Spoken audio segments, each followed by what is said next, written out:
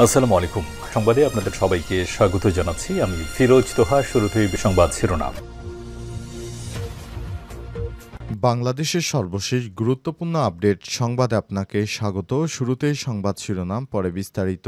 প্রথমেই জানাবো, শিবির মারা জায়েজ বলা সেই ছাত্রদল কর্মীর বিরুদ্ধে জিডি। শিবির মারা জায়েজ ছিল, জায়েজ আছে, জায়েজ থাকবে। এদের বেসিক হিউম্যান রাইটস থাকা উচিত কিনা এটা নিয়ে ডিবেট হওয়া উচিত। ইসলামী ছাত্র শিবির নেতাকর্মীদের এরূপ হত্যার হুমকি দিয়ে ফেসবুকে পোস্ট দেওয়ার অভিযোগে রাজশাহীতে ছাত্রদলের এক কর্মীর বিরুদ্ধে থানায় জিডি করা হয়েছে। ছাত্র শিবিরের পক্ষ থেকে গত শুক্রবার রাতে মহানগরীর বোয়ালিয়া থানায় এই জিডি করা হয়।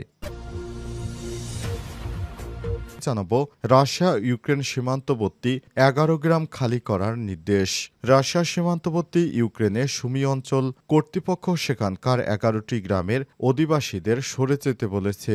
সেখানে রাশিয়া হামলা চালাতে পারে। আজ কিয়েভ থেকে বার্তা সংস্থা এএফপি এই খবর জানিয়েছে। এরপর জানাবো, 60% বিশুদ্ধতায় 408 কেজি ইউরেনিয়াম সমৃদ্ধ করেছে ইরান। আন্তর্জাতিক আণবিক শক্তি সংস্থা আইএইএ একটি গোপন প্রতিবেদনে ইরানের পারমাণবিক কর্মসূচি সম্পর্কে নতুন দাবি উত্থাপন করেছে। আজ অ্যাসোসিয়েটেড প্রেসের বিশ্লেষণ করে প্রতিবেদনটিতে বলা হয়েছে, ইরান তার ইউরেনিয়াম সমৃদ্ধকরণের পিছনে মজুদ আরও অস্ত্রের গ্রেড স্তরের কাছাকাছি নিয়ে গেছে। সংস্থাটি তেহরানের প্রতি জরুরিভাবে পথ পরিবর্তন এবং সংস্থার তদন্ত মেনে চলার আহ্বান জানিয়েছে। তারা জানিয়েছে, ইরান 60% বিশুদ্ধতায় 408 কেজি ইউরেনিয়াম সমৃদ্ধকরণ করেছে। এদিকে পারমাণবিক অস্ত্র নিয়ে যে মন্তব্য করলেন ইরানের পররাষ্ট্রমন্ত্রী। ইরানের পারমাণবিক অস্ত্রকে অগ্রহণযোগ্য বলে মনে করে মন্তব্য করেছে দেশটির পররাষ্ট্রমন্ত্রী আব্বাস আরাগচি। যুক্তরাষ্ট্রের সঙ্গে নাজুক আলোচনার মধ্য দিয়ে আজ তিনি ইরানের দীর্ঘদিনের অবস্থার পুনর্ব্যক্ত করেছেন। এবারে জানাবো, তুরস্কের সঙ্গে যোগাযোগ, সিরিয়ায় কুর্দি কমান্ডারের যুদ্ধবন্ধের সম্ভাবনা।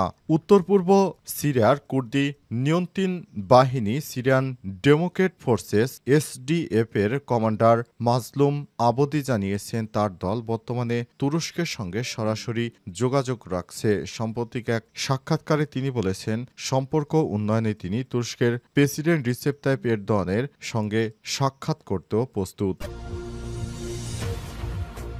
শিবির মারা জায়েজ বলা সেই ছাত্রদল কর্মীর বিরুদ্ধে জিডি। শিবির মারা জায়েজ ছিল, জায়েজ আছে, জায়েজ থাকবে। এদের বেসিক হিউম্যান রাইটস থাকা উচিত কিনা এটা নিয়ে ডিবেট হওয়া উচিত। ইসলামী ছাত্র শিবির নেতাকর্মীদের এরূপ হত্যার হুমকি দিয়ে ফেসবুকে পোস্ট দেওয়ার অভিযোগে রাজশাহীতে ছাত্রদলের এক কর্মীর বিরুদ্ধে থানায় জিডি করা হয়েছে। ছাত্র শিবিরের পক্ষ থেকে গত শুক্রবার রাতে মহানগরীর বোয়ালিয়া থানায় এই জিডি করা হয়। মহানগর ছাত্র শিবিরের সভাপতি মুশফিকুর রহমানের করা এই জিডিতে বলা হয়েছে, আহনাফ তাহমিদ অর্জন ফেসবুকে লিখেছেন, শিবির মারা জায়েজ ছিল, আছে, জায়েজ থাকবে। এদের বেসিক হিউম্যান রাইটস থাকা উচিত কিনা সেটি নিয়ে ডিবেট হওয়া উচিত। এই পোস্টকে হুমকিমূলক উল্লেখ করে ছাত্র শিবির নেতারা উদ্বেগ প্রকাশ করেছেন।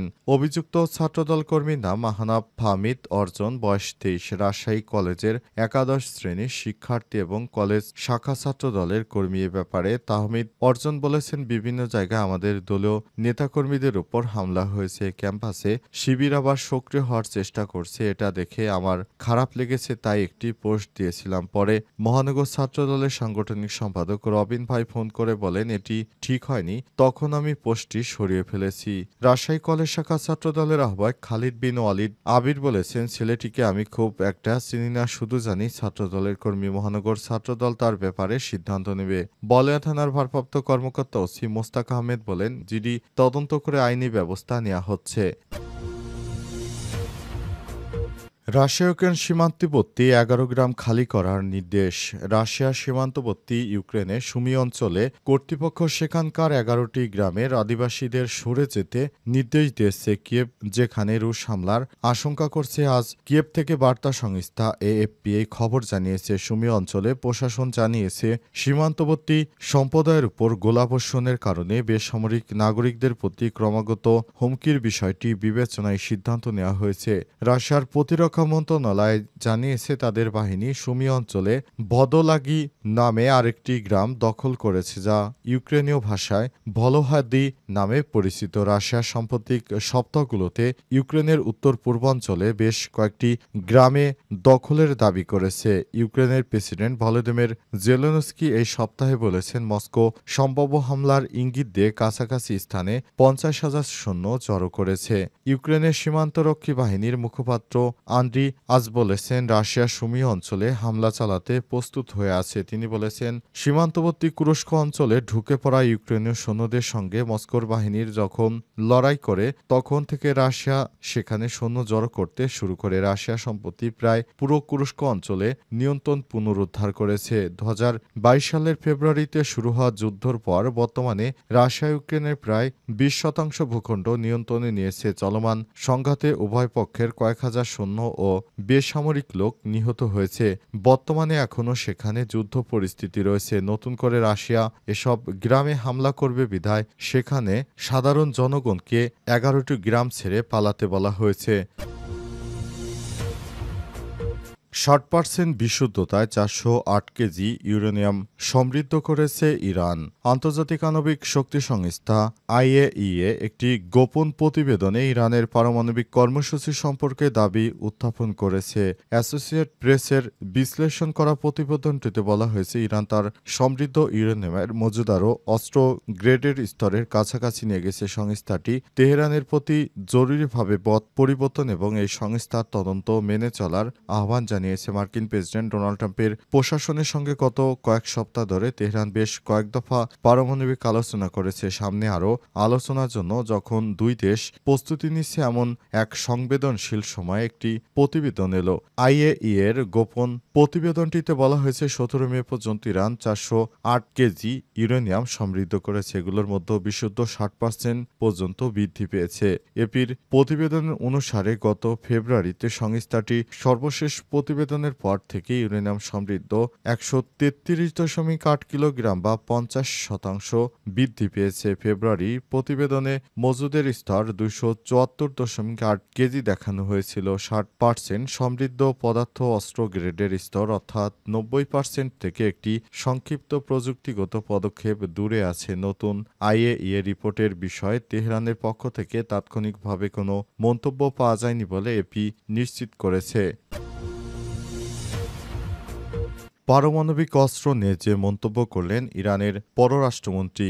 ইরান পারমাণবিক অস্ত্রকে অগ্রহণযোগ্য বলে মন্তব্য করেছে দেশটির পররাষ্ট্রমন্ত্রী আব্বাস আরাগচি। যুক্তরাষ্ট্রের সঙ্গে নাজুক আলোচনার মধ্যেও আজ তিনি ইরানের দীর্ঘদিনের অবস্থান পুনর্ব্যক্ত করেছেন। এপি জানিয়েছে, পশ্চিমা সরকারগুলো দীর্ঘদিন ধরে সন্দেহ করে আসছিল ইরান তার চিরশত্রু ইসরায়েলের ব্যাপকভাবে সন্দেহভাজন। তবে অস্ত্রাগারের বিরুদ্ধে অঘোষিত লড়াইয়ের জন্য পারমাণবিক অস্ত্রের সক্ষমতা অর্জনের চেষ্টা করছে। আলোচনায় ইরানের প্রধান আলোচক আরাগচি টেলিভিশনে সম্প্রচারিত এক বক্তৃতায় বলেছেন, যদি বিষয়টি পারমাণবিক অস্ত্রের হয় তবে হ্যাঁ, আমরা এই ধরনের অস্ত্রকে অগ্রহণযোগ্য বলে মনে করি। আমরা এই বিষয়ে তাদের সঙ্গেও একমত। 2018 সালে প্রেসিডেন্ট ক্ষমতা গ্রহণের পর থেকেই নানা রকম ষড়যন্ত্র শুরু হয়েছে ইরানের বিরুদ্ধে।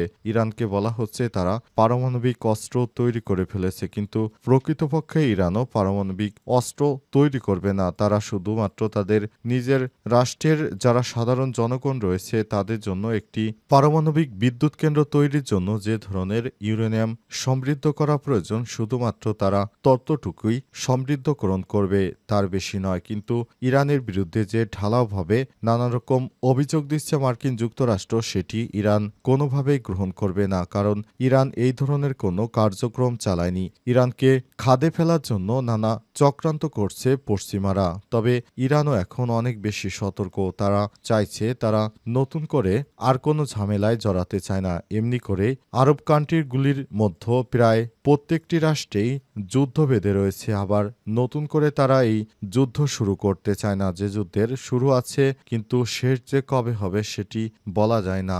যুক্তরাষ্ট্রের মধ্যস্থতায় ইরানের সঙ্গে যে পারমাণবিক কর্মসূচি নিয়ে আলাপ আলোচনা হচ্ছে, বিষয়টি ইরানও খুব গুরুত্বপূর্ণ হিসেবে মনে করে সেই আলোচনাটাকে খুব গুরুত্ব দিয়ে তারা আলাপ আলোচনা চালিয়ে যাচ্ছে। খুব শীঘ্রই হয়তো এ বিষয়ে তারা দুই পক্ষের মধ্যে সমঝোতা চুক্তি স্বাক্ষরিত করতে পারে। তবে ইরান বলছে তারা তাদের বৈধ পারমাণবিক কর্মসূচি থেকে এক পাও পিছপা হবে না।